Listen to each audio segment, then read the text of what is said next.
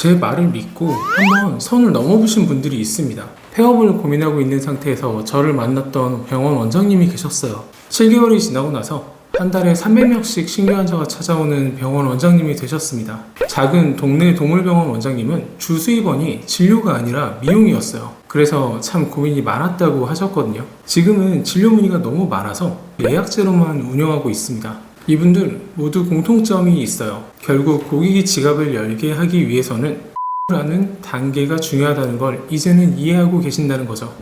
정말 사업을 열심히 하는데 왜 매출이 안 나오는지 모르겠다는 분들을 자주 만나게 되는데요. 제 생각에 이유는 하나입니다. 고객이 움직이는 흐름을 모르고 사업을 하고 있기 때문이에요. 특히 판매하려는 제품이나 서비스의 가격이 높을수록 중요한 것이 하나 있습니다. 그건 고객의 구매 심리를 이해해야 한다는 점이죠. 말만 들어도 머리가 아프실 텐데 제가 오늘 알기 쉽게 정리해 드리겠습니다. 여러분에게 익숙한 마케팅 퍼널 이론은 사실 회사의 입장에서 고객의 흐름을 분석한 모델에 가깝다 보니까 자주 들어봐도 여러분에게 와닿지 않았을 거예요. 그래서 오늘은 제가 자주 사용하는 예시를 들어서 설명해 보겠습니다.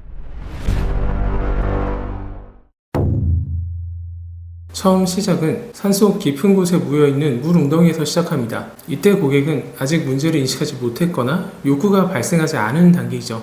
이때 여러분이 어떤 이유로 치아가 깨져서 치과를 방문했다고 가정해 볼게요. 치과에 가봤더니 임플란트를 해야 한다는 이야기를 들었습니다. 아마 여러분은 임플란트 비용을 듣고 깜짝 놀라고서는 조금 생각해 보겠다고 하고 집에 돌아오게 될 거예요. 그리고 임플란트에 대한 정보를 다양하게 수집하기 시작할 겁니다. 임플란트 비용, 임플란트 통증, 임플란트 부작용, 임플란트 후기, 이런 키워드들을 검색하겠죠. 여기서 하나의 특이점이 발생하는데요. 예전이라면 99% 이상이 네이버에서 검색했을 겁니다. 하지만 지금은 99% 이상 유튜브에서 검색하실 거예요. 지금은 누가 뭐라고 해도 컨텐츠 마케팅의 시대거든요. 검색어만 입력하면 의사가, 변호사가, 세무사가 나와서 서로의 전문 지식을 이야기해주는 세상이니까요. 이제 정보는 충분히 모았습니다. 임플란트는 어느 정도 비용이 들고 어떤 것들을 조심해야 하는지 어느 정도 알게 되었죠. 이제 여러분에게 남은 것은 어떤 치과 의사에게 내 집도를 맡길 것이냐는 문제입니다. 마침내 임플란트를 받았고 결과에 만족하고 있는 상태입니다. 치과 의사의 입장에서는 이미 매출을 발생시켰고 고객의 입장에서는 믿을만한 주치 선생님을 얻었습니다. 고객이 충분히 만족했다고 가정했을 때 이제 고객 주변에 임플란트를 고민하는 사람이 있다면 자연스럽게 이 치과를 떠올리게 되겠죠. 그리고 주변 사람들에게 이 치과를 스스로 홍보하고 다니게 될 겁니다. 이 4가지 단계에 대해서 제가 플로우라는 이름을 붙인 것은 고객이 실제로 행동하는 흐름과 고객이 실제로 생각하는 흐름이 동일하기 때문입니다. 그러면 지금부터는 각 단계에서 실제로 어떤 컨텐츠들이 필요하고 어떤 역할들을 하는지 알려드릴게요. 대부분 여러분도 직접 하실 수 있는 방법 위주로 알려드릴 테니까 꼭 한 번씩 해보세요.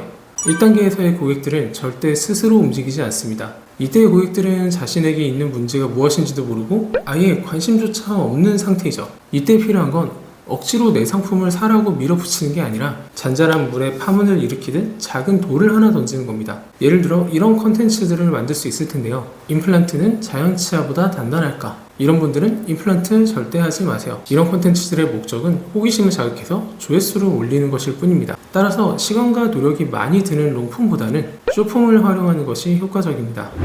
2단계에서의 고객들은 문제를 인식하고 정보를 얻고 있는 상태라고 말씀드렸죠. 이때 가장 좋은 것은 롱폼입니다. 여기서 자주 보는 실수가 있는데요. 단순하게 지식이나 정보를 나열하는 컨텐츠를 만들면 안 됩니다. 이 단계에서 고객들이 원하는 것은 무엇이라고 말씀드렸나요? 내 욕구를 해결해줄 전문가입니다. 이게 무슨 소리인지 잘 이해가 되지 않으실 텐데요. 제가 알기 쉽게 설명해 드릴게요. 다른 사람들과는 조금이라도 다른 점을 보여주세요. 이미 여러분 말고도 다른 전문가들이 올바른 의학 정보나 전문 지식을 쏟아내 놓고 있습니다. 이들과 달라 보이는 가장 좋은 방법은 문제를 바라보는 나만의 독창적인 철학과 기준을 제시하는 겁니다. 대부분의 사람들이 A라고 이야기할 때 나는 B라고 생각합니다 라고 이야기해보라는 말씀이에요. 물론 당연히 충분한 근거가 있어야 하겠죠. 예를 들어 임플란트는 싼 게 좋다고 하는 광고 많이 나오잖아요. 그럼 반대로 싼 거 하면 오히려 고생한다 라는 식으로 팩트체크 컨텐츠를 만들 수도 있겠죠. 이런 컨텐츠를 보는 고객의 머릿속에서는 이런 일이 벌어집니다. 이 사람은 뭔가 다르구나. 이 사람은 믿어도 되겠구나. 3단계에서의 고객들은 결제 직전의 단계에 있습니다. 그리고 동시에 가장 스트레스가 높은 단계에 있어요. 머릿속에는 천사와 악마가 나타나서 이렇게 외치게 되죠. 이 정도 고민했으면 됐어. 그냥 진행시켜. 아니야. 조금 더 알아봐. 신중해서 나쁠 거 없잖아. 이 망설임의 굴레에서 벗어나게 해주기 위해서 필요한 것은 고객이 스스로 설득될 수 있는 컨텐츠입니다. 그리고 이건 고객이 가지고 있는 문제 혹은 그 문제와 비슷한 상황을 해결해준 사례가 되겠죠.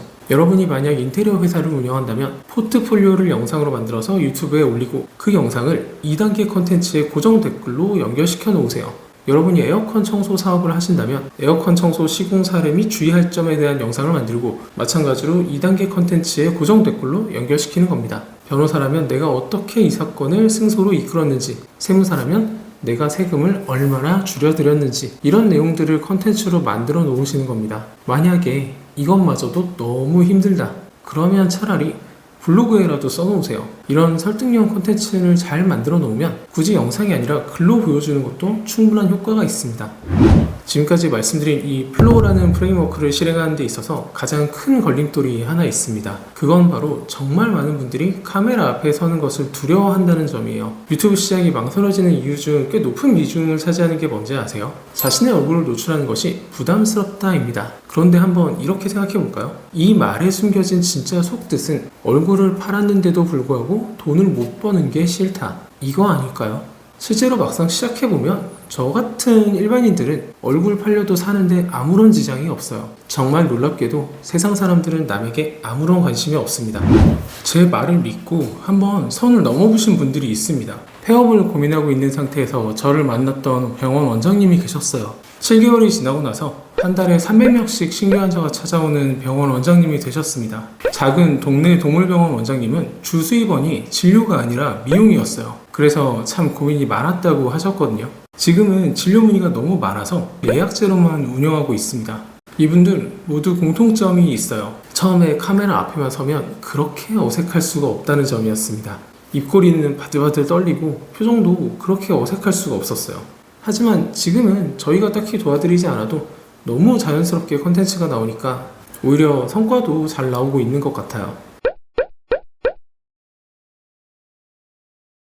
지금까지 꽤 많은 이야기를 해드렸지만 이것들만 가지고 모든 게 해결되지는 않을 겁니다. 그래서 오늘 영상에서 다 하지 못한 이야기는 블로그에 적어두겠습니다. 블로그를 다 보고 나서도 답답함이 해소되지 않는 분들은 1:1 상담 신청도 가능합니다. 지금 뭔가 열심히 하고는 있는데 문제가 무엇인지 모르겠는 분들, 아니면 지금 하고 있는 방식이 제대로 된 방향으로 가고 있는 건지 고민인 분들, 이런 분들은 사연을 적어서 상담 신청을 해주세요. 아마 도움이 되실 겁니다. 다음에 더 좋은 영상으로 돌아올게요.